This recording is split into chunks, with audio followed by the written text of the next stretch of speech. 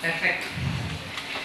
Muy buenos días a todos y bienvenidos a esta segunda y última jornada del tercer congreso de síndrome de Ehlers-Danlos e hiperlaxitud. Esperamos que ayer hayan disfrutado de todas las jornadas y que hoy sigan contando, pasando un día bastante completo. En esta ocasión vamos a comenzar con la mesa de neurofisiología y farmacia.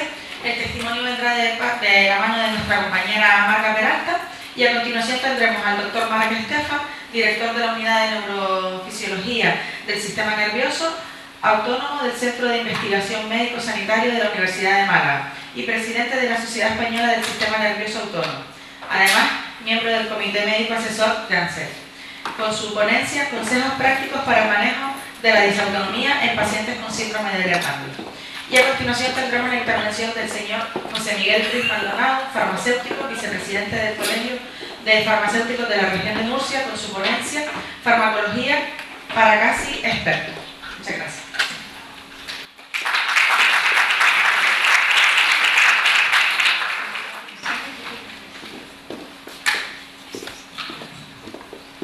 Muy buenas. Bueno, a ver, cuando me pidieron dar mi testimonio aquí en esta mesa, lo primero que me pasó por la cabeza fue, a ver, si no soy capaz de recordar el nombre del genérico del Enantium, vamos mal. Y además del tema no tengo el diagnóstico oficial de disautonomía, lo que pinto yo aquí. Entonces luego pensé que ahí estaba la clave, eso de no tener el diagnóstico oficial, porque además lo de recordar las clases de química orgánica hace como 30 años, va a ser que no. Entonces, bueno, empezamos por el principio, pues con cositas que me pasan desde siempre. Recuerdo frases de mis amigas en las excursiones, cuando todavía podía hacer excursiones, en plan, Marga, tía, que te estás poniendo blanca y tener que pararme a comer y a beber. Y bueno, esto nunca se lo dejan al médico, ¿para qué? O la modorra esta típica que te pega después de comer un montón una comilona, pues a mí me pegaba, pues habiendo comido normal y también lo dice que a veces me llevaba al sofá, no me desmayara, pero me quedaba ahí en la mesa y no era persona. Y bueno, pues tampoco se lo decía al médico, que era más sueño de lo normal.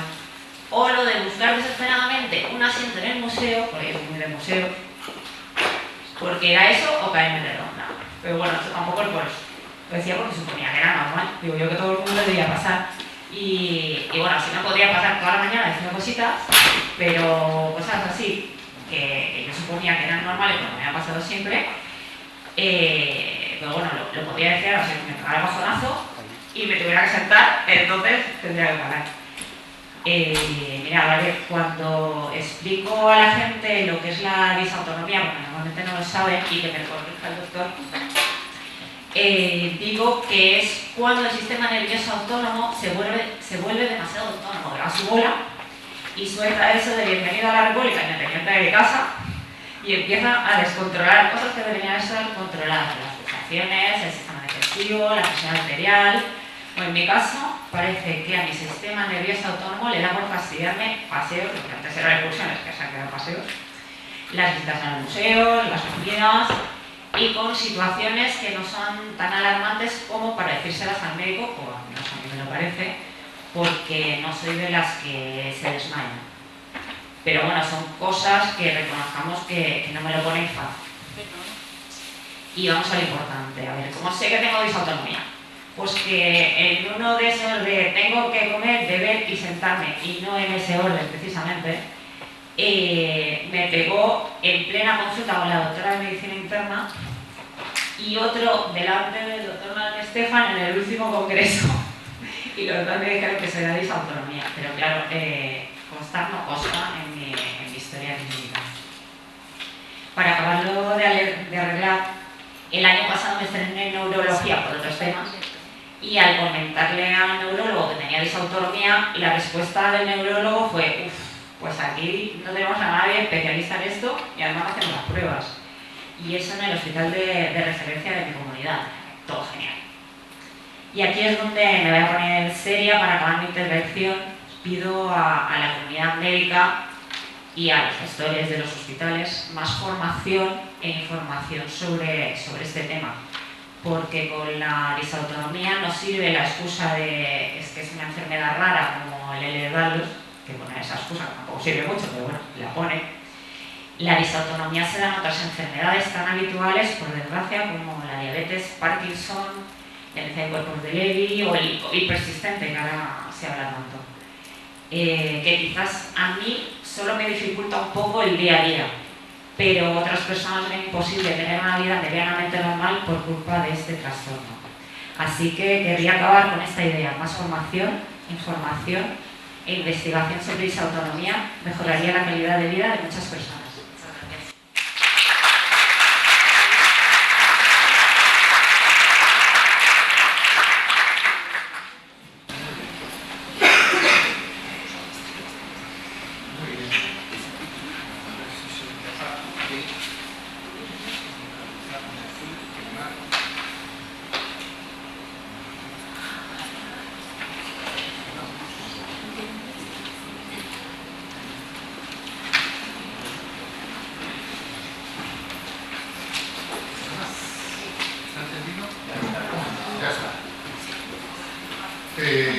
Solo mover un poquillo, o sea que no sé si voy a poder mucho o poco esta vez, pero me gusta moverme, o sea que espero que no pase nada por esto. Lo primero que tengo que hacer aquí, obviamente, es dar las gracias a Ansel, porque venir aquí y hablar con el micro más cerca, venir aquí y hablar de un tema tan bonito, no es desde los que estamos en el otro lado, bueno, también desde vuestro lado son vivencias distintas que son siempre interesantes, iremos a ver. Pero hablar de este tema de la disautonomía siempre a mí es una cosa que me gusta, entre otras cosas, porque es que hay muy poca gente, o sea, como sabéis muy bien, hay poca gente que habla del tema de la disautonomía. ¿Por qué se habla poco de la disautonomía? Pues porque lo sabéis muy bien, es un cuadro muy raro. Es un cuadro raro, lo cual no significa que sea frecuente, que no sea frecuente, o sea, es raro, pero es muy frecuente. ¿Por qué es muy frecuente? Pues porque, desgraciadamente, probablemente sea la enfermedad peor diagnosticada en este momento en nuestro tiempo. Es muy difícil el diagnóstico, llegar al concepto de la disautonomía. Sabéis también que es mucho más frecuente en mujeres, hay una relación de 1,6, 1,5 aproximadamente, y para definir exactamente qué es la disautonomía, acordaos que es el conjunto de síntomas específicos producidos por un mal funcionamiento del sistema nervioso autónomo. Lo acaba de decir de alguna manera Emma en este momento. ¿Vale? En fin, más cerca. ¿Vale? Yo más cerca. Pero es que si no, vamos a intentar más cerca del micrófono, ¿vale? Lo intentamos, ¿vale? Y entonces la pregunta es: ¿a qué se dedica el sistema nervioso autónomo? Esto es otra cosa que también sabéis, es la parte del sistema nervioso que controla el interior de nuestro cuerpo, ¿vale? Entonces aquí una cosa importante: como controla el interior de nuestro cuerpo, ocurre otro. Me muevo demasiado, ¿no? ¿Qué? Sí, que con esto ya me puedo mover del todo. Vamos a movernos un poco más. Entonces, digo que es la parte que controla el interior de nuestro cuerpo. ¿Ahora qué pasa? Bueno, que me la tengo que poner aquí. va a oír mejor el otro. Toma, no pasa nada. Entonces, la idea es importante, ¿vale? La idea esta es importante por una sencilla razón, porque el paciente con disautonomía exteriormente está muy bien. Yo siempre lo digo, en un momento determinado de mi vida tuve una etapa muy bonita que pasé un cáncer de colon y la gente siempre se acerca un poco así con cara de circunstancias, no sabe qué decir, y te decía, ay, qué buen aspecto tienes. Y decía, claro, es que no tengo cáncer de aspecto, tengo cáncer de colon. Entonces, con el sistema nervioso autónomo ocurre una cosa parecida, o sea que lo que falla es el interior, el exterior, el aspecto exterior, pues no tengo más que miraros, o sea, tenéis unas caras, unas sonrisas, es una cosa espectacular, pero lo que falla realmente, como sabéis muy bien, es el interior. ¿Por qué? Porque el sistema nervioso autónomo sabéis perfectamente que se dedica, ya lo ha dicho también Irma, al control de la circulación, presión arterial, frecuencia cardíaca, la respiración, la temperatura corporal, la sudoración, la actividad gastrointestinal, como sabéis muy bien, actividad urinaria, actividad sexual, dormir y despertar, ¿vale? Y la actividad mental y memoria corporal. O sea, se dedica, si os fijáis, a muchísimas cosas el sistema nervioso autónomo. Y por tanto, si se dedica a esto, ¿cuáles son los síntomas? Los conocéis perfectamente, podréis hablar muchísimo mejor que yo, podéis hablar vosotros de cuáles son los síntomas o cuál es la afectación del sistema nervioso autónomo. Cansancio, fatiga extrema, palpitaciones, malestar en el pecho, falta de aire, intolerancia al calor o al frío, problemas para estar de pie, lo sabéis muy bien, mareos, visión borrosa, dolores musculares, falta de concentración, falta de memoria a corto plazo, insomnio, alteraciones a la hora de dormir. Entonces, recordadme aquí una cosa importante. Y lo importante que os quiero decir es que no es un diagnóstico, no es una enfermedad. Es que eso es muy importante a tener en cuenta. No es ni un diagnóstico ni es una enfermedad, es un concepto, ¿vale? Ayer lo discutíamos en la mesa. Entonces, es un concepto que se usa ¿para qué? Pues para describir cualquier alteración del sistema nervioso autónomo, simplemente. Estamos en eso. Y sabemos que existen por lo menos 15 enfermedades que cursan con disautonomía. ¿Cuáles son esas enfermedades? ¿Cuáles son las más frecuentes? La hipotensión ortostática, el síncope neurocardiogénico, el síncope vasovagal y la taquicardia postural ortostática, el POTS. Estas son probablemente las 3 enfermedades reinas que se manifiestan como disautonomía. Pero la pregunta, estamos aquí, la pregunta es ¿y cuál es la disautonomía más frecuente en el Ehlers-Danlos? ¿Cuál es la que aparece con más frecuencia? Pues lo sabemos más o menos desde el 17, fijaos bien que estamos hablando del 17, o sea, los primeros artículos empiezan a aparecer en el 16-17. 16-17 es que estamos hablando de hace 7 años. O sea, la disautonomía en el Ehlers-Danlos empieza a conocerse de alguna manera bien hace unos 7 años. Creo que este es un artículo del 17, luego han ido apareciendo, han ido apareciendo más. Siempre se va a repetir, ¿vale? La prevalencia en el síndrome del POTS, la taquicardia postural ortostática. ¿Qué pasa con la taquicardia postural ortostática? Taquicardia postural ortostática, es decir, que lo que sabemos en este momento, ¿vale? Taquicardia, la MASTEL también, la mastocitosis. ¿Cuál es la disautonomía más frecuente en el síndrome de Ehlers-Danlos? La taquicardia postural ortostática.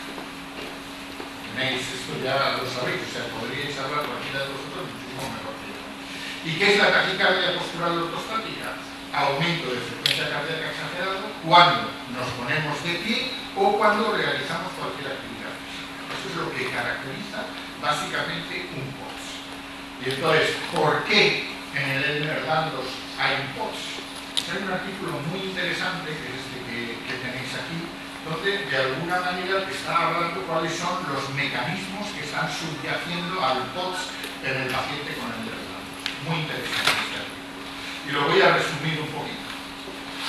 Esto es una fórmula matemática. sea que, en fin, ya sé que es meterme en otro lado. Presión arterial, es decir, la presión que tiene la sangre para llegar al cerebro y al resto de la economía es igual a dos cosas: el gasto cardíaco, la cantidad de sangre que bombea el corazón por minuto, multiplicado por la resistencia que ofrecen los vasos al paso de la sangre.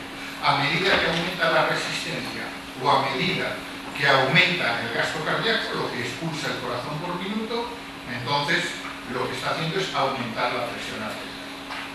Y recordad una cosa: el gasto cardíaco es la cantidad de sangre que bombea el corazón por minuto, es la frecuencia cardíaca multiplicado por el volumen que se expulsa en cada latido.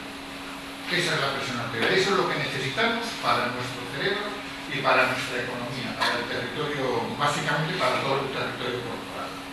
¿Qué es lo que ocurre en el Ehlers-Danlos? Pues sabéis que es una colagenopatía.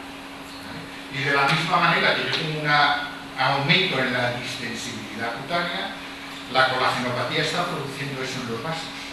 Y está produciendo eso en los vasos fundamentalmente, ¿dónde? Estoy hablando del hiperlaxo, fundamentalmente a nivel abdominal y a nivel de extremidades inferiores. ¿Qué ocurre, por tanto, cuando empieza a acumularse sangre a nivel abdominal? Pues muy sencillito, que los mecanismos que controlan la resistencia empiezan a fallar. Y por tanto, el único mecanismo que nosotros tenemos para mantener nuestra presión arterial de forma adecuada, para irrigar nuestro cerebro de forma adecuada, es frecuencia cardíaca por volumen sistólico, ¿vale?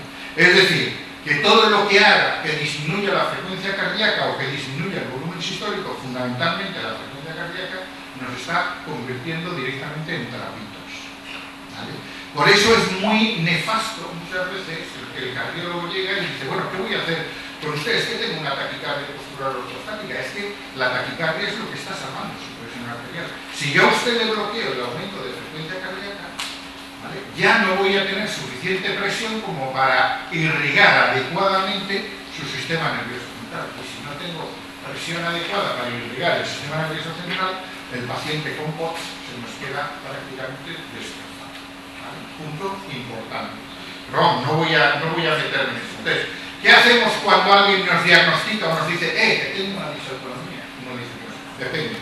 Si me permite seguir llevando una vida normal, con que mi médico de familia, en el centro de salud me trate, ¿vale?, y yo pueda seguir funcionando, no hay ningún problema. El problema es cuando no llevo una vida normal. Pues cuando ya no llevo una vida normal y está afectando a mi vida de relación, obviamente lo que tengo que empezar es a ir buscando especialistas. Tendré que ir a buscar a mi reumatólogo, tendré que buscar a mi neurólogo, tendré que buscar a mi cardiólogo, tendré que buscar a mi psiquiatra, en fin. Es decir, que hay allí una serie de puntos que lo que tienen que hacer es hacer que yo lleve una vida más o menos normal. ¿Para qué? Pues hombre, lo sabéis todos, hay que tener muchos más días buenos que malos, eso lo tengo muy claro. Para eso, ¿qué es lo que tenemos que hacer? Aprender técnicas que nos lleven a mejorar, a tener la mejor calidad de vida posible. ¿Por qué? Porque lo que tenemos que es disfrutar y ser feliz para encontrar sentido un poco a la nueva normalidad que tenemos. Ese es un poquito el objetivo de todo lo que estamos haciendo. ¿Y cómo lo hacemos? ¿Cómo lo hacemos? Pues hay que, lo primero, huir de los enemigos de la disautonomía. ¿Y cuáles? Os lo puedo preguntar, o sea, ¿cuáles son los enemigos de la disautonomía? Os lo pregunto ya, alguien acaba de decirlo por ahí. El primero, os lo digo. Primer enemigo de la disautonomía, el dolor. Segundo enemigo de la disautonomía, el estrés. Estrés y dolor, ¿vale? Hay que huir del estrés y del dolor como de la peste. Entonces, dolor, ¿vale? Si nosotros vemos lo que ocurre, ¿vale?, si vemos lo que ocurre con un paciente que tiene dolor de cualquier tipo, ¿vale?, y vemos qué es lo que ocurre con ese paciente, imaginaos lo que tiene el paciente cuando tiene dolor y encima tiene POTS, ¿vale? O sea, ya está liberando todas las hormonas del estrés, ¿vale?, secundarias al dolor. Pues imaginaos que lo que tiene que hacer además a todo eso se le mezcla el cóctel de las hormonas que se están liberando simplemente por el estrés. Es realmente espectacular. ¿Qué es lo que sabemos?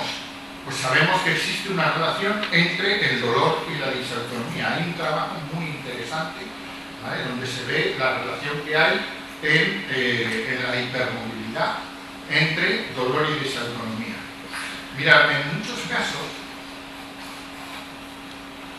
perdonadme que beba agua, no me queda más remedio, en fin, lo digo también, o sea, tuve un infarto, estoy con beta blockers y el efecto de los beta blockers no es solo disminuirme la frecuencia cardíaca, sino que, en fin, me deja la boca como si fuera un trapo. Pero bueno, efectos secundarios de los que hablará después nuestro querido amigo Fernando. Claro. Existe una relación entre el dolor y la disautonomía. Fijaos, en muchos casos es el propio dolor el que empieza a generar la disautonomía. Tenemos dolor y el dolor genera una serie de cambios autonómicos que generan o que empiezan a hacer la disautonomía. ¿Qué ocurre en el Ehlers-Danlos? En el Ehlers-Danlos es esa falta de presión, esa falta de riego por el acúmulo de sangre abdominal, esa falta de riego cerebral o esa falta de riego periférico el que empieza a causar el dolor. Y ese dolor que hace crear todavía más disautonomía. Es decir, en el POTS del Ehlers-Danlos, dolor genera disautonomía, la disautonomía genera más dolor, y entonces estamos hablando de una pescadilla que se empieza a mover, que se empieza a mover. Y aquí ocurre un problema, que es lo que yo veo con mis pacientes. Los pacientes no relacionan el dolor con la disautonomía. Y van a ver al cardiólogo, y el cardiólogo solo le explica qué es lo que está pasando con su corazón, qué es lo que está pasando con su presión arterial, con su frecuencia cardíaca, pero no le dicen nada del dolor. Y luego van al neurólogo para el dolor, pero el neurólogo no le están diciendo nada, ¿vale?, de qué es lo que está pasando con su frecuencia cardíaca y con su presión arterial. O sea, cada vez cuando uno va al médico, lo que tiene que explicarle es unificar, o sea, hay que darse cuenta de que parte de nuestro dolor se debe específicamente a la disautonomía y que parte de la disautonomía se debe al dolor.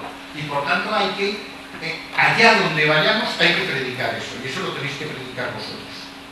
¿Por qué? Porque el médico en realidad no se da cuenta de eso, o sea, el que se da cuenta de verdad sois vosotros y sois los que tenéis que ayudar a los médicos para llegar más adelante.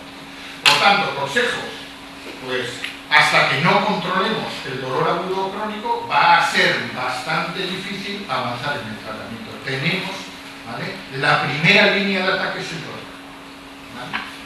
Ya sé que es muy teórico lo que estoy diciendo, pero la primera línea de ataque es el dolor. Es importante, porque si no, no vamos a poder reducir los síntomas de la disautonomía, ¿vale? Y luego, ¿vale?, otra cosa también importante, para el tratamiento y la medicación empezamos por dosis bajas, ¿vale?, y se va lento. O sea, no puede ser que empecemos a lo bestia, porque es que lo que estamos haciendo es sensibilizar el organismo. Entonces, ¿qué vamos a hacer? Cada vez más dosis, hasta que llegue ya un momento en que la dosis ya es ineficaz. Hay que insistirle al médico que hay que empezar por poquito. Los médicos estamos acostumbrados a otra cosa, ¿vale? No, venga, se toma usted esto y listo. No, hay que empezar poco a poco y ir extendiendo poco a poco, porque es cada uno el que tiene que aprender a controlar su propio dolor, ¿vale? Punto que creo que es importante. Aquí del estrés tendría que hablar, yo no tendría que hablar, sino tendría que hablar el profesor Bruguera, que para eso lo tenemos aquí en la sala y seguro que hablamos maravillosamente bien de este tema, ¿vale? Pero bueno, ¿qué es lo que quiero hablar? Yo distingo aquí distintos tipos de estrés. O sea, vivimos todos estresados, ¿vale? Habitualmente el estresado en nuestra vida, el estrés en nuestra vida es algo totalmente cotidiano. Yo aquí estoy ahora pues con mi aumento de frecuencia cardíaca, con mi taquicardia, teniendo que beber agua para evitar el efecto de los beta blockers, ¿vale? Así, de una manera tal, pues imaginar si encima, ¿vale?, algo que nos afecta a todos, imaginar si además yo tengo estrés, si tengo POTS. O sea, si ya tengo la taquicardia de base, si ya tengo la hipotensión, las manifestaciones ortostáticas, pues está claro que el estrés y el POTS se van a llevar muy, muy mal. ¿Qué es lo que debemos saber aquí? Pues que todo el mundo está estresado en esta vida, ¿vale? Entonces, si yo voy a ver a alguien y le digo, oye, mira, es que yo tengo POTS, y como tengo POTS, pues las manifestaciones del estrés pues son mayores que las tuyas. Es que no nos va a entender ni su padre. Y yo porque es que la gente no entiende ni lo que es el POTS, ¿vale? O sea, da igual, o sea, es que ya vivimos lo suficientemente estresados que no vamos a dar ni media diría compasión. O sea, imposible. O sea, porque ya vivimos. Entonces, ¿qué es lo que tenemos que hacer básicamente? ¿Qué podemos hacer? Pues elegir actividades que no produzcan estrés. ¿Cuáles son mis actividades que no producen estrés? Pues, por ejemplo, cada uno tiene las suyas. Yo, por ejemplo, pues vamos a organizar un viaje. O voy a organizar una barbacoa en casa para mis amigos. O vamos a celebrar el cumpleaños del nieto. O voy a traer a los nietos a mi casa para celebrar la Navidad. Que los pincemos ahí todos los que estamos, los 25. ¿Sabéis lo que ocurre? El estrés que me producen esas sensaciones placenteras es absolutamente espectacular, ¿vale? Espectacular. O sea que no hay forma de salir del estrés. Y por eso yo añado aquí una cosa muy importante. Cuando alguien me solucione eso, por favor que me lo diga a mí el primero para poder salir de esto, ¿vale? Porque no tengo otra forma realmente de hacerlo. El estrés climático. Me río yo de, ¿cómo se llama? Del brasero. Me río yo del brasero. O sea, mis pacientes saben de estrés, la dana, simplemente levantándose por la mañana, ya sabían que venía la dana. O sea, ya lo sabían. O sea, no había la pierna, esta pierna mañana llueve, esto tal, no sé qué, me duele en intensidad no sé cuántos. Me río del brasero. El estrés climático, los pacientes con disautonomía lo tienen clarísimo. Las alergias, no os quiero ni contar. O sea, uno dice, bueno, ¿cuándo me siento peor? Pues me siento peor en primavera y en otoño, que es cuando aparecen muchísimas más alergias. Por eso hay que ver qué es lo que ocurre con tu respuesta inmune, tu respuesta alérgica. Vamos a ver si tratándolo con anti-H1 o H2, ya hablaremos un poquito, somos capaces de corregir un poco las alergias. Pero hay otra cosa, esta ya es espectacular, el calor. Dice el refrán, no hay nada peor que ser ciego de la nada. Eso es lo que dice, no hay nada peor que ser ciego. Pues os digo, hay algo muchísimo peor, que es tener POTS en el sur de España. ¿Vale? Tener POTS en el sur de España es, vamos, una auténtica maravilla, espectacular.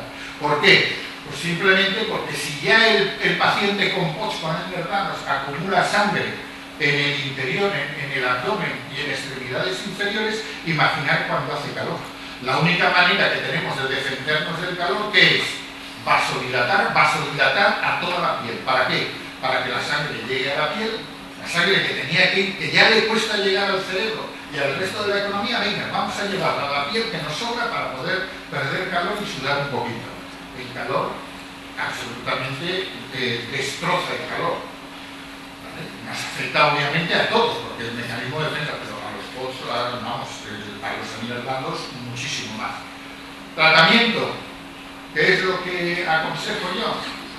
Ventilador, es que no hay otra cosa, o sea, ventilador a todas horas, o sea, hay que funcionar con los ventiladores, y si uno puede funcionar con aire acondicionado, el aire acondicionado que hace que perdamos calor corporal, el ventilador que hace que perdamos el calor sin necesidad que haya una vasodilatación y la sangre se vaya a la periferia. Ya estamos perdiendo por lo que llamamos por convección, etc. O sea, punto importante.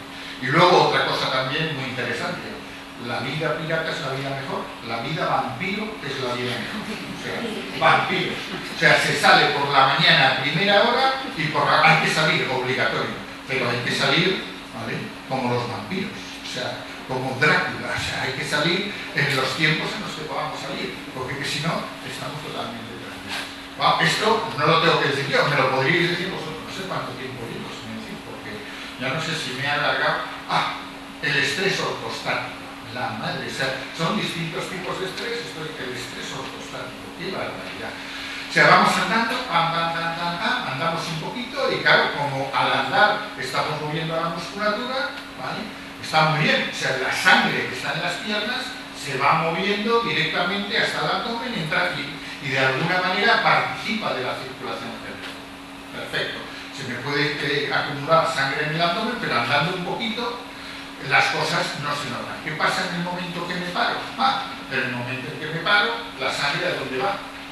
A las piernas. Empieza a acumularse en las piernas y ya no solo se me acumula en el abdomen, se me empieza a acumular en las piernas, resultado. Desaparece la sangre, disminuye la sangre que está llegando al cerebro y aparecen ya todas las manifestaciones, la taquicardia cada vez mayor, tal. Bueno, pues eso, ¿vale?, eso, tenemos un sitio que es el Walt Disney Park para el POTS. ¿vale? Hay un sitio donde la gente que tiene POTS, los seniorzanos, se lo pasan, que es su parque de atracciones. ¿Y cuál es el primer parque de atracciones del POTS? La ducha, ¿vale? O sea, fijaos lo que acabo de decir, hay que andar, ¿vale? Es que en nuestra casa tenemos una ducha lo suficientemente grande como para poder darnos una vuelta. No, estamos de pie, parados en el sitio. Peor, porque os voy a decir una cosa, ¿con qué me ducho? ¿Con agua fría o con agua caliente? Los POTS todos se duchan con agua fría, helada a ser posible, y en invierno también nos duchamos con agua caliente. Si nos duchamos con agua caliente, vasodilatación general, con lo cual menor presión todavía, espectacular. Y luego hay otra cosa también importante: primero, no podemos andar, tenemos que estar quietos, agüita caliente, y habrá que limpiarse los pies. Porque, hombre, los pies hay que lavarse. ¿Qué significa que yo en la ducha tenga que lavarme los pies? Pues que me tengo que agachar a lavarme los pies, claro, pero luego es que me tengo que levantar. Y si me tengo que levantar, ¿qué ocurre? Hipotensión, los efectos de los mareos. ¿Qué es lo que tenemos que tener siempre en la ducha? Los pacientes de POTS, que tienen que tener siempre en la ducha, una banquetita.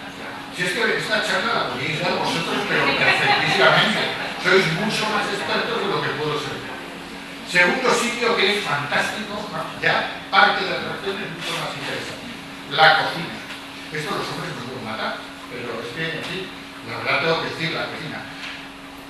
La altura, es que la gente lo ha pensado muy bien. La altura a la que tenemos el fuego y todo, ¿cuál es? Es la altura de la barriguita. O sea, para cocinar, el calor lo tenemos a la altura de la barriguita. Espectacular. Porque si ya tenemos un acúmulo de sangre en la barriga, el calorcito que desprenden las ollas y que den todavía un poquito más de calor, ¿vale? Mareos espectaculares. Pero es que además hay un señor que inventó el lavavajillas, que es un gran invento, pero es que para poner el lavavajillas, ¿vale?, hay que agacharse. Para poner los vasos, menos, pero los vasos, no sé, es cuando se puede hacer, los platos gastamos mucho más. Y para llegar a poner los platos hay que agacharse del todo. Y luego hay que levantarse. Pero no solo es para poner el lavavajillas, sino que es que luego hay que quitar el lavavajillas, ¿vale? Y hay que poner los platos en su sitio, hacia arriba o hacia abajo, y tenemos que llevar los platos.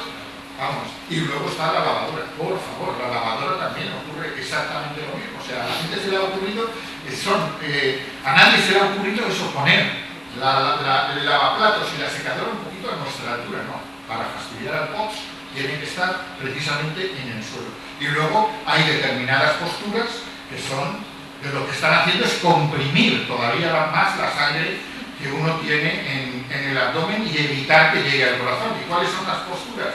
La postura de pasar el aspirador, ¿vale?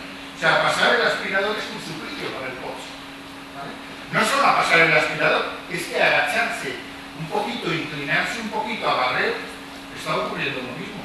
Fregar, pasar la fregona, ¿vale?, agachándome un poquito hacia adelante, comprimiendo el abdomen, es otro suplicio. O sea, daos cuenta de lo que tenemos en la cocina, ¿vale? Muchas veces no nos damos cuenta. Solución: ¿qué es lo que tenemos que tener siempre en la cocina? Una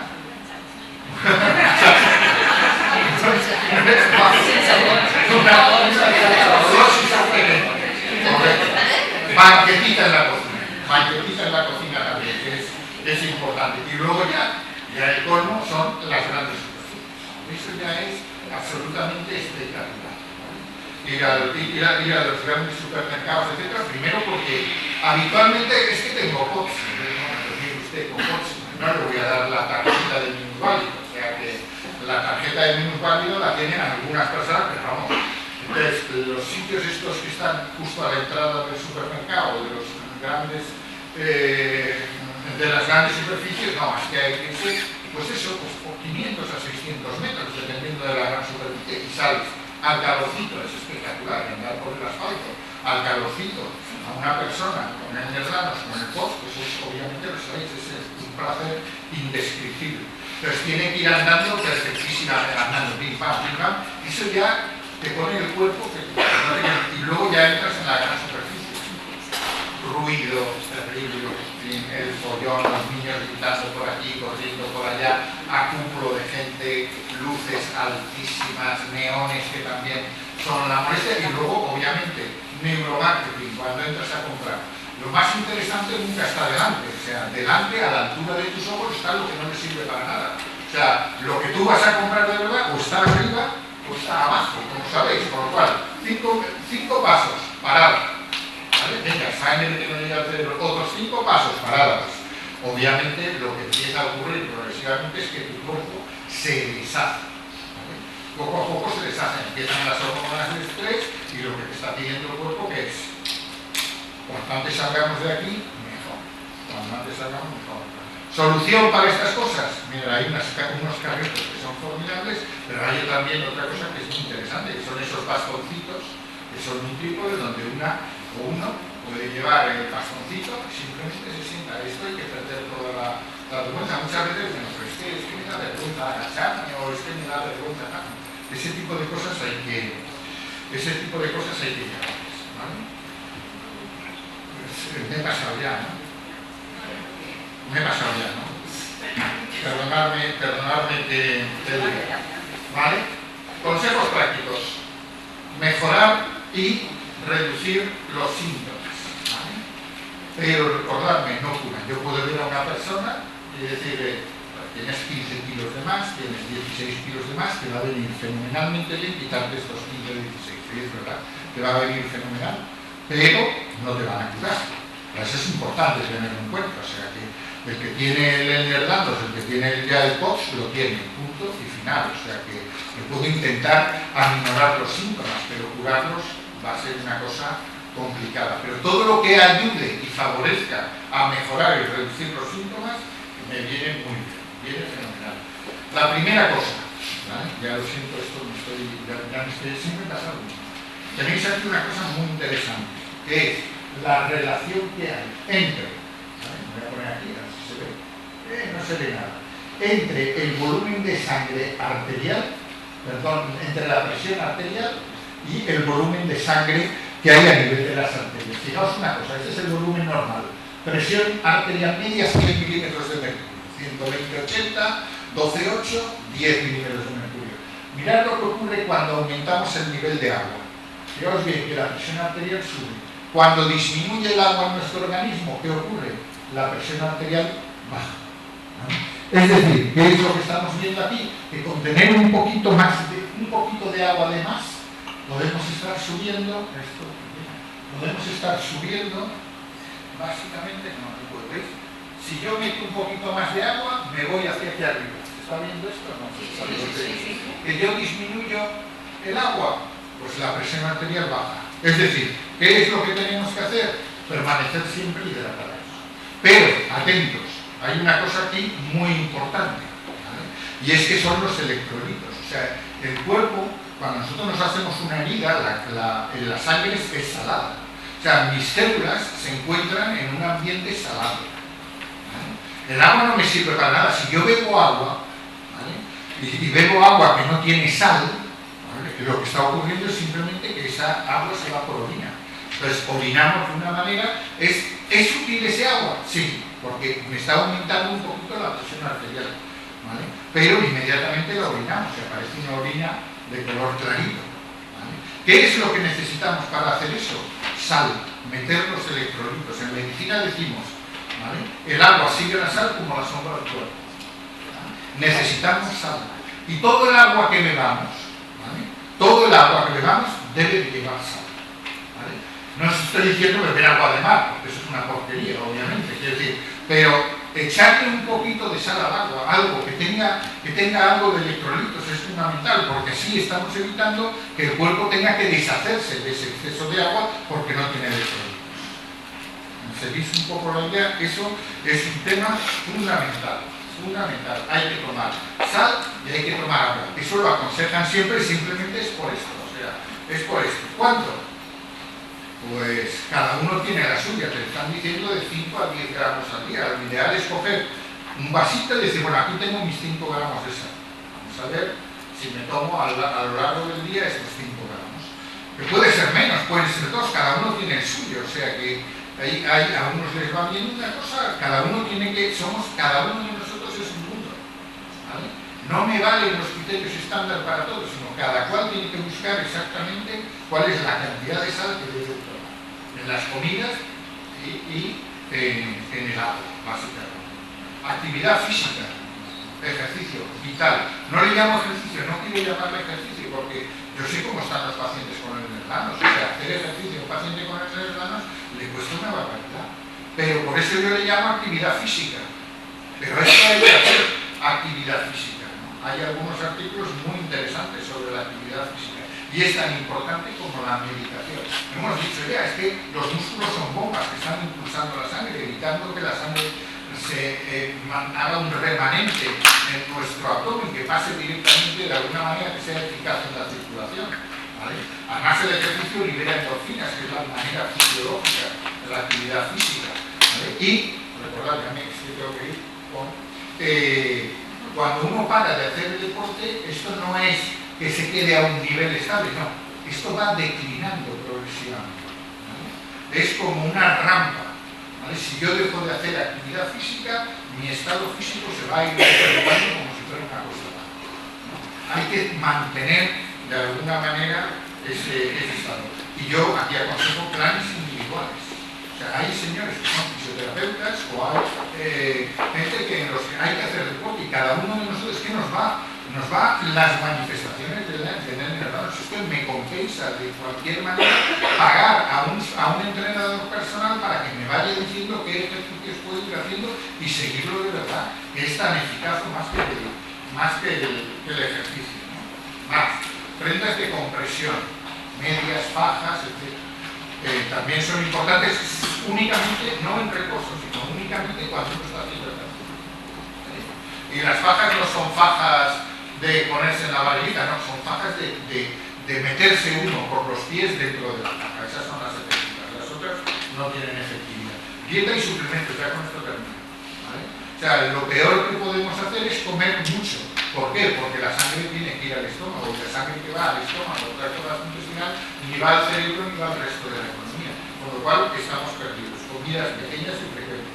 Disminuir lo que más produce vasodilatación gastrointestinal, azúcar y carbohidratos, ¿vale? Punto importante. Y la fibra fuera, ¿vale? Salgo, fibra fuera. ¿Por qué? Porque la fibra produce también una enorme vasodilatación. Entonces, ¿cuándo tenemos que tomar nuestra fibra? Para cenar o antes de irnos a la cama. ¿Por qué? Porque en la cama me da igual tener vasodilatación o no tener vasodilatación. Tomaros la fibra fundamentalmente por la noche, antes de dormir. El resto del día es buena fibra, ¿vale? Bueno, si queréis dormir buenas siestas, no, ¿sí? Poned toda la fibra que queráis, pero vamos, para una vida diaria no. Comida rápida, todo esto no puede. También, obviamente, dieta saludable y, ¿vale? Vitaminas, la B12 y la vitamina D funcionan también muy bien. Educación y formación, lo que estáis haciendo aquí, importantísimo. Porque es que vosotros sois los que más sabéis sobre este tema. Por eso digo, podíais haber dado esta charla perfectamente, no tenía por qué haberla dado. Terapia ocupacional, hay un artículo muy interesante sobre Ehlers-Danlos y terapia ocupacional. Actividades de voluntariado, el salir e intentar hacer actividades de voluntariado, estar aquí donde estáis ahora, es importantísimo. Salir de vuestro entorno, importantísimo. Y muchas de estas penas en las actividades de voluntariado desaparecen, o sea, porque estás ya más vinculado a la persona que tienes delante que de alguna manera te olvidas un poquito de ti mismo y eso también es muy importante en el tema de la terapia ocupacional. Ser muy flexibles, si yo tengo planes y no pueden salir, flexibilidad, ¿vale? Y saber hacer stop, o sea, que este es mi cuerpo, que soy yo, o hago stop o estoy perdido, porque es que no, lo que voy a hacer es hocicar, no es que me voy, o sea, no puede ser, que ya no quiero seguir nada porque ya me he pasado un montón.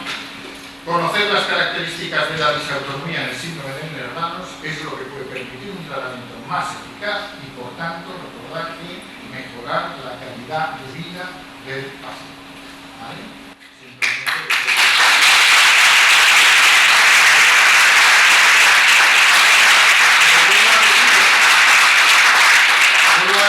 Cualquiera de vosotros daba esta charla infinitamente mejor que yo, porque los que tenéis experiencia en todo esto sois vosotros.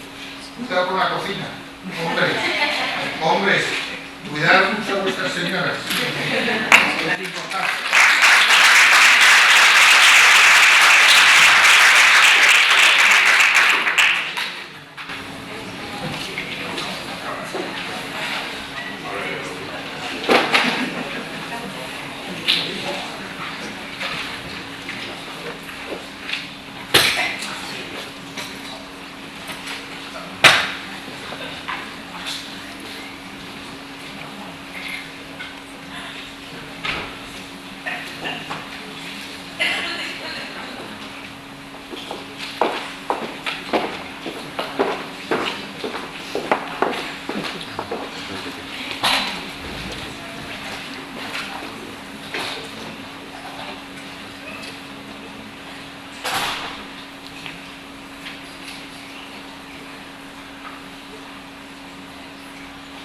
trabajo de revisión.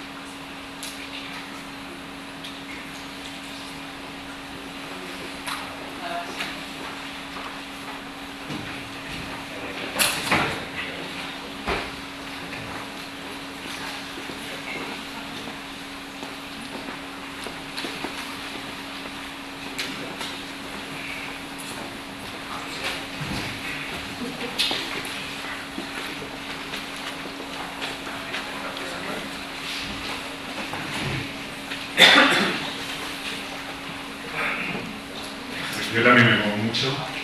El sistema nervioso autónomo también, lo que quiere conmigo. Pero bueno, muchísimas gracias a ANSE por invitarme a este tercer simposio.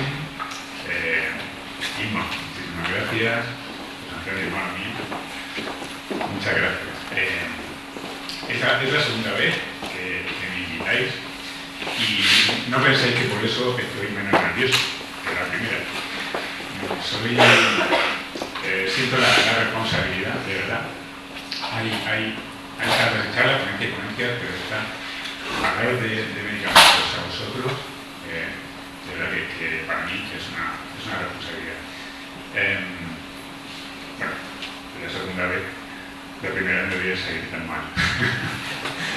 Así que vamos a empezar. Pero mirad, ya para empezar hay un error en el título. El titulé muy rápido con IMA, farmacología para casi expertos, puede ser error. Pues casi, efectivamente. No sois casi expertos, sois expertos. Sabéis mucho más de gustar la patología, de ser que la mayoría de los profesionales sanitarios que os atendéis. Bueno, voy a ver si consigo. Ya digo que yo también me muevo. Bueno, a ver si consigo explicaros, tomar decisiones continuamente, a ver si después de esta charla pues aprendéis un poquito más de farmacología y tomáis alguna decisión respecto a los tratamientos un poquito mejor. Vamos a empezar. Voy a hablaros de la farmacología del dolor, que me ha venido súper bien la charla de nuestro compañero porque realmente ha puesto la importancia que tiene el dolor es evidente en ser, ¿vale? Pero no todos los dolores son iguales, eso es lo primero que hay que saber, con lo cual vamos a ver diferentes tipos de dolor muy rápidamente. Tenemos el dolor nocicectivo. ¿Cuál es el dolor nocicectivo? Pues el dolor que duele porque tiene que doler, porque hay un riesgo para los tejidos de que algo se rompa, entonces pues, sentimos dolor. Tenemos los traumas, cuando hay golpes o dilaciones o luxaciones, lo conocéis muy bien. Tenemos también dolores musculoesqueléticos, cuando tenemos artralgias, mialgias, tenemos dolores que incluso son de tipo articular, pero que también los padecéis, ¿no? Dolores de tipo gastrointestinal, dolores de cabeza. Luego tenemos dolores neuropáticos, cuando el dolor neuropático, el problema no está en la célula nociceptora, en el receptor, el problema lo tenemos en el nervio, es el nervio que está dañado o que está sufriendo una situación de estrés, como podemos tener un síndrome de atrapamiento o parestesias. Y tenemos el dolor cuando tenemos una sensibilización central. Este dolor pues es cuando tenemos un estímulo doloroso, pero que no debería doler mucho, y sin embargo el paciente lo percibe como un estímulo muy doloroso, o que sería la aljasia o la arritmia sería cuando tenemos un estímulo que no debería de doler, pero sin embargo se percibe como un estímulo doloroso. Tenemos la disotomía. Creo que mejor no le tienen ni una palabra de disotomía al mejor experto de España aquí, ¿no? Vale, pues el orden en que aparecen en que he citado estos diferentes tipos de dolor no es casual, es el orden en que suele aparecer en un paciente con SER. En el mismo orden, hacia abajo, primero la izquierda y luego la derecha. Y si tenemos diferentes tipos de dolor, ¿cómo lo vamos a tratar? Bueno, todo es dolor, por tanto, la analgesia va a aparecer siempre. Pero luego, en función del tipo de dolor, vamos a utilizar unos coadyuvantes u otros, unos medicamentos u otros que nos van a ayudar en cada tipo de dolor. Vale, vamos a verlo. Vamos a la analgesia. Mira, la analgesia es muy sencilla. La analgesia empezamos con antiinflamatorios que lo conocemos todos. Pues el Norodil, el dexketroprofeno, que alguien decía, no me acuerdo bien cuál es el principio activo del Enantime, ¿en qué me he visto de acordarme yo? Dexketroprofeno, ibuprofeno, paracetamol, bueno, los antiinflamatorios que conocemos habituales para dolores leves o moderados, que con eso no es suficiente. Muchas gracias, porque efectivamente dosis bajas, empezamos con dosis bajas. Con eso no es suficiente, pasamos al siguiente escalón, que sería añadir un opiáceo débil, que sería, normalmente va a ser el tramador. La codeína también normalmente es el tramador. Bien, y si con eso no tenemos suficiente, pues pasamos a opiáceos mayores, morfina, fentanilo, etcétera, etcétera. ¿Qué no vamos a hacer nunca? No vamos a combinar nunca un opiáceo débil, un tramador, con un opiáceo mayor. ¿Por qué? Porque no podría pensar, oye, pues si tomo dos, pues menos dolor, ¿no? Pues no, porque resulta que compiten por el mismo sitio, el débil, el tramador puede desplazar al otro y al final lo que estamos haciendo es tener más dolor tomando los dos medicamentos juntos, con lo cual no combinamos esos fármacos. Bueno, tan sencillo como esto en la escala analgésica de la OMS. Luego vamos a ver los diferentes efectos, lo vamos a manejar siempre, pero lo vamos a ir viendo luego los diferentes coadyuvantes que podemos tener en los diferentes tipos de dolor. Por ejemplo, en dolor musculoesqueléticos, pues tenemos para la reaudización tenemos los corticoides, o tenemos también relajantes musculares como ibuprofeno, metiazepina, tipo lorazepam, diazepam, etcétera, que también hay que utilizar lo menos posible, por supuesto. En dolores no articulares, gastrointestinales, por ejemplo, vamos a utilizar procinéticos, como la metoclopramida, el famoso triptenan o la domperidona, antiespasmódicos con la butiliscopolamina, que es la buscapina. La buscapina, ¿vale? En dolores, cuando el problema es el nervio el que está dañado, en dolores neuropáticos, dañado o el que está sufriendo la situación de estrés, hay un tipo de antiepilépticos que funcionan muy bien en este tipo de dolor, y cuando tenemos una sensibilización central en el que puede haber también un componente también de ansiedad o depresión, podemos utilizar antidepresivos. Hay un tipo de antidepresivos, los tricíclicos, que además desensibilizan un poco, con lo cual si tenemos una sensibilización central pueden ser útiles. Bueno, hemos hecho una revisión de cuál es la farmacología básica del SED, del dolor en SED. Vamos a ver las características, sobre todo, de estos fármacos desde un punto de vista de la seguridad, que creo que es un tema importante porque la eficacia pues, está bastante bien, está demostrada. Pero antes de eso, tres minutos de una charla de farmacocinética. Está pendiente porque si os lo perdéis, van a ser 3 minutos. A ver, ¿qué pasa con el medicamento cuando lo tomamos? ¿Qué camino sigue el cuerpo cuando tomamos la pastilla? Ese medicamento, la pastilla tal cual no se absorbe. Lo primero que tiene que hacer es disolverse. Se disuelve y luego se absorbe a través del intestino. Tenemos ese proceso de absorción. Llega a la sangre y en la sangre tiene que moverse. Ahora, ¿y la sangre qué es? Pues la sangre es agua. Agua con cosas, pero agua. Por tanto, si el medicamento que estamos tomando se disuelve bien en la sangre, pues se va a disolver y va a viajar en el torrente sanguíneo sin ningún problema. Si el medicamento que estamos tomando tiene una consistencia más lipídica, más oleosa, más aceitosa, ese medicamento va a tener que unirse a algo que pasa cuando compramos un vaso de agua y un vaso de aceite, que se separan, que el aceite queda flotando arriba y no se mezclan. Pues con los medicamentos este componente es muy importante. Si tenemos un componente más tipo oleoso, ese medicamento se va a tener que unir a algo para poder dejar en la sangre. Normalmente a proteínas plasmáticas, y normalmente la más frecuente es la albúmina. Por lo cual, si tenemos situaciones en las que la albúmina está baja, ahí vamos a poder tener algún problema, luego lo veremos.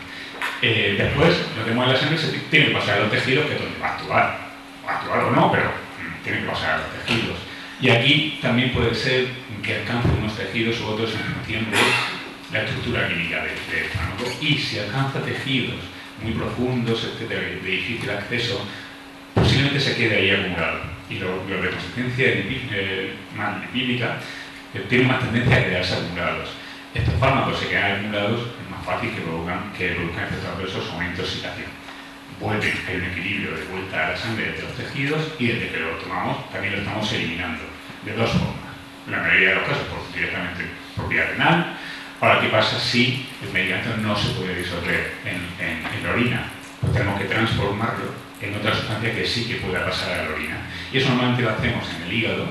Se ocupa el hígado a través de pues una molécula que tiene un nombre muy raro, que es hay varias, pero bueno, el citocromo P450, no sé si os sonará, pero ahí lo tenéis, ese es una foto del citocromo P450, lo que es tan raro que hay arriba, que tiene diferentes subfamilias de sustancias que se ocupan de esa transformación. Y os voy a decir dos, aunque suenan muy raras porque luego van a ir saliendo, que son la 3A4, 2D6, 3A4 sobre todo, 2D6 también, luego irán saliendo. Vale, todos estos procesos, la mayoría de ellos son saturables. ¿Qué quiere decir? Porque si tenemos 2 medicamentos y tenemos 10 de uno y 10 de otro, y tienen que pasar para metabolizarse y eliminarse por una ruta de la que tenemos capacidad para eliminar 10, pues uno de los dos nos va a generar una intoxicación, porque no vamos a poder eliminar. ¿Vale? Eso mismo ocurre con la mayoría de estos procesos que tenéis ahí. Bien, una reflexión muy... he llegado a los 3 minutos, creo que no, pero bien, ¿no? Vale, una reflexión farmacocinética sobre la edad. Conforme tenemos más edad, el porcentaje de grasa en el cuerpo va aumentando. ¿Eso qué quiere decir? Lo que os decía, que va a haber más medicamentos que se nos van a acumular. Esos medicamentos que llegan a los espacios más profundos o que se acumulan en la grasa. Si a eso lo unimos que no funciona igual un riñón o un hígado de una persona de 80 años que de una persona de 15, que eliminamos peor, pues si acumulamos más y eliminamos menos, personas mayores que tenemos mucho más riesgo de intoxicación o efectos adversos. Fijaros que ya, este dato seguro que está mal, ya, porque tiene cierto tiempo, ya es superior, pero 1 de cada 25 ingresos hospitalarios ya no se debe a la circunstancia clínica del paciente, sino a efectos adversos del tratamiento. Y si hablamos de pacientes frágiles o pacientes polimedicados, estamos ya por encima del 10% de los ingresos hospitalarios. Vale, vamos a revisar estos medicamentos que se utilizan en dolor, pero voy a decir un comentario solo de cada uno de ellos. Tenéis la presentación por si queréis profundizar más. Lo he revisado desde el punto de vista de la seguridad y desde el punto de vista de cuáles son los fármacos que soléis tomar por si hay interacciones, etc. Bueno, antiinflamatorios, los AINES, lo que hemos dicho, el dexmedetomidina, que es el ibuprofeno. Bueno, ¿cuál es el efecto adverso más importante? Pueden provocar una crisis asmática en pacientes asmáticos, pueden producir hipertensión, también lo sabemos, pero el efecto adverso más importante es la úlcera gástrica o el sangrado gástrico. Es la primera causa de ingreso hospitalario en España por hemorragias digestivas, son el consumo de antiinflamatorios. ¿Qué interacciones pueden tener? No nos dan problemas, fármacos que no dan problemas farmacocinéticos, de todo lo que he dicho, de competitivos, pero sí que hay otros medicamentos que soléis tomar que sí que aumentan el riesgo de sangrado, como pueden ser los corticoides, antidepresivos no tricíclicos, por ejemplo. Los coxib, por ejemplo, el celecoxib, cuando salieron estos medicamentos era como la panacea, por fin tenemos un antiinflamatorio que no produce sangrado gástrico. Bien, genial. Luego se vio que no era tan así, luego se vio que sí que lo produce, aunque ciertamente en menor grado que esos primos hermanos, que los antiinflamatorios, y además pues, sí que se relaciona también con problemas de tipo cardiovascular, con lo cual yo sí que lo recomendaría para vosotros, siempre y cuando no haya riesgo cardiovascular ni haya habido un evento previo, para reducir el riesgo de sangrado. Pero fijaros que estos medicamentos también nos generan más problemas a nivel farmacocinético. Si tenemos una insuficiencia hepática se duplica la dosis, van muy unidos al moverse por la sangre, unido a las proteínas plasmáticas hasta un 97%. Fijaos en esto, 97% unido a la albúmina o a proteínas plasmáticas, solo un 3% disuelto. Este 3% es el que actúa y el que genera los efectos positivos, la actividad y los efectos adversos. ¿Qué pasa si tenemos, por ejemplo, poca albúmina o si hay un desplazamiento? Pues a poco que haya, de ese 97, con que pase un 3, ya estamos duplicando la dosis, que es como si hubiésemos tomado el doble de la dosis realmente. ¿Vale? Interacciones, lo mismo, con fármacos que normalmente aumentan el riesgo de sangre. No voy a tener más. Paracetamol, oye, a mí este fármaco me gusta mucho, porque normalmente se tolera bien, no suele dar problemas y siempre y cuando una única prescripción hay que tomar las dosis correctas. Dosis muy elevadas sí que generan un problema gravísimo, podemos tener un fallo hepático fulminante. Para las dosis normales es un fármaco que no suele dar problemas y es un buen analgésico. Metamizol, nolotil, lo utilizamos en España a chorro. No hay paciente que ingrese en el hospital que no le ponga nolotil, le tengo en cirugía nolotil si lo doy inmediatamente. Es un fármaco, es un buen analgésico, tiene una pequeña pega y es que tiene un solo efecto adverso, pero un efecto adverso muy grave, porque es muy rápido y que nos quedamos el paciente se puede quedar sin médula. Pero no, es grave, pero es muy raro. De hecho, si no es así, cuando se utilizaría como se utiliza masivamente, ¿no? Pero bueno, puede producir, pues no quedamos en glóbulos rojos, ni blancos, ni plaquetas. Bueno, hemos pasado ese primer escalón, vamos al segundo escalón, que es el tramadol, que es un pH débil, que tiene lógicamente los mismos problemas que los pH mayores, pero en mucha menor intensidad, lo cual nos viene muy bien. ¿Qué decir del tramadol? Deciros que hay un porcentaje de la población que elimina muy mal el tramadol, metaboliza muy mal el tramadol. Con el primer comprimido, y seguro que conocéis a alguien, con el primer comprimido hay unos mareos espectaculares, vómitos, dolor de cabeza, un horror. Con lo cual, ¿qué no vamos a hacer nunca con el tramadol? Pues tomarlo de golpe cada 8 horas. ¿No? Vamos subiendo cada 48 horas y empezamos con un solo comprimido. Es un problema de genotipo. Bueno, si os fijáis, ahí tenemos el 3 a 4 y 2 de 6. ¿Vale? Va por ruta competitiva su metabolismo y eso quiere decir que da muchas interacciones con los que comparten otros medicamentos que comparten esas rutas. Ahí os he puesto las interacciones para que tengáis la presentación. Y ya si pasamos al siguiente escalón, el último escalón, los opiáceos mayores. Fentanilo, por ejemplo, que en fin, que está muy de moda, seguro que habéis visto algún documental en Netflix. Bueno, esto vale para cualquier otro opiáceo mayor también. ¿Qué efectos adversos tiene? A ver, lo que comentaba mi compañero, vamos a ir poco a poco. Yo sé perfectamente que muchas veces que realmente estos medicamentos son los más útiles, que son los que os quitan el dolor en situaciones en las que estáis padeciendo mucho dolor, pero también tener en cuenta que también producen una sensibilización general, que es para la que no queremos llegar, y que puede haber también efectos adversos graves, que debéis de conocer, ¿no? Que son la bradicardia. Hay que subir poco a poco, pero hoy la foto esta me gusta mucho porque también hay que bajar poco a poco y bajar de la mano de algún profesional, ¿no? Que nos eche una mano en esa bajada de dosis. Bueno, los efectos adversos, bradicardia, hipotensión, tenemos por supuesto los gastrointestinales, estreñimiento, náuseas y paralíticos, por supuesto los centrales, confusión, sonolencia, delirio y también, ojo, la disnea, la dificultad para respirar y la depresión respiratoria que puede llegar a ser muy grave. Y no voy a incidir más, pero obviamente son fármacos que generan una dependencia importante. Y lo siento, siguen las malas noticias, a mí me toca hablar de una cosa que de verdad lo siento, pero no. A ver, el 3 a 4, ahí lo tenemos también, con lo cual fármacos que generan interacciones con los medicamentos, pues habrá que revisar bien esa medicación, ¿vale? Bueno, hemos terminado de revisar lo que son los fármacos básicos de la analgesia. Vamos a decir 2 palabras sobre esos coadyuvantes que veíamos en función del tipo de dolor que nos pueden ayudar. Por ejemplo, la metiltriptilina, el triptizol, que es un antidepresivo tricíclico que decíamos que puede desensibilizar y además se suele utilizar mucho para el dolor de cabeza. Efectos adversos comunes es que aumenta su producimiento de peso, puede tener efectos adversos graves que afortunadamente son infrecuentes. Y farmacocinética, pues va por la otra subfamilia que os decía, por el 2 de 6, así que también puede haber interacciones. ¿Con qué nos lo vamos a combinar? Mirad, como puede producir, a ver, ¿qué es lo que podría producir? Bueno, sí, como puede producir un medio paralítico, un síndrome isotoniérgico, no lo vamos a combinar nunca con buprenorfina ni otros morfínicos mayores. Vamos a intentar evitar esa combinación.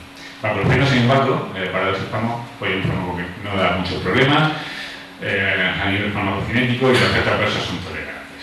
La pregabalina, que es el que utilizamos en el dolor neuropático, tiene efectos adversos comunes, el aumento de peso, el edema periférico y por supuesto también la somnolencia o mareos. Y algunos efectos graves como puede ser la depresión respiratoria, con lo cual también vamos a intentar evitar combinarlo con opiáceos mayores. A nivel farmacocinético no nos genera problemas. Corticoides, creo que lo sabéis perfectamente, efectos adversos que puede producir los más frecuentes, una subida de azúcar o una subida de tensión. Ya si lo utilizamos a dosis altas durante mucho tiempo podemos tener efectos adversos más graves, como puede ser la osteoporosis, fracturas óseas, en general los conocéis. ¿Qué es importante saber también? Bueno, los corticoides los fabricamos nosotros también. Si los aportamos de forma exógena, mediante un medicamento, pues dejamos de fabricarlos. Si dejamos de fabricarlos y dejamos de darlos de golpe, ¿qué pasa? Porque de pronto no hay corticoides en el cuerpo, con lo cual, si vamos a utilizar un tratamiento más de 2 semanas, vamos a ir bajándolos la dosis progresivamente para que el cuerpo empiece a fabricarlos también progresivamente. farmacocinética, 3 a 4. Posible interacción, posible acumulación también, volúmenes de distribución alto, se puede acumular, hay que revisar ese tratamiento. Y ya la última, carga anticolinérgica. Esto es, a ver, no voy a hablar tampoco de anticolinérgicos, teniendo de aquí, pero, a ver, son fármacos que utilizáis con frecuencia, aquí tenéis un listado, aparte de algunos son de uso común, como puede ser la dextroprenilamina que aparece en los antigripales, la doxilamina, que la usamos utilizar para dormir, y que de forma individual cada uno de ellos tiene una carga anticolinérgica. ¿Y eso qué supone? Que cuando tomamos varios combinados podemos tener un síndrome anticolinérgico que se caracteriza por mayor deterioro cognitivo, estreñimiento y un aumento de riesgo de caídas que lógicamente puede ser peligroso. Con lo cual hay que tener un poco presente estos grupos de fármacos para intentar no combinarlos. Y, en fin, creo que no os he dicho ni una noticia positiva, ya lo siento, pero bueno, está claro que también hay que conocer el perfil de seguridad de los medicamentos y cómo se comportan. Yo solamente me queda deciros esto, lea las instrucciones de este medicamento y consulte al farmacéutico. Tenéis, a ver, sois pacientes que lógicamente consumís un número de fármacos importante, fármacos que, como ya hemos visto, muchas veces tienen interacciones o efectos adversos que hay que saber controlar y hay que saber manejar. Hay dos farmacéuticos que creo que debéis de conocer. Uno de esos farmacéuticos del hospital. El farmacéutico del hospital, lo dije hace un par de años, si estáis ingresados en el hospital, podéis solicitar sin ningún problema el farmacéutico del hospital y que revise vuestra medicación y tener una entrevista con él. Son farmacéuticos perfectamente capacitados para hacer esto. Y yo creo también que vuestro farmacéutico comunitario, al igual que vuestro médico de primaria, debe de saber que padecéis sed, que tenéis sed, y también llevar un poco el control del tratamiento por si hubiese riesgo de interacciones, controlar la efectividad o la seguridad. Yo no sé qué pasa aquí porque ya he terminado. ¿No sé?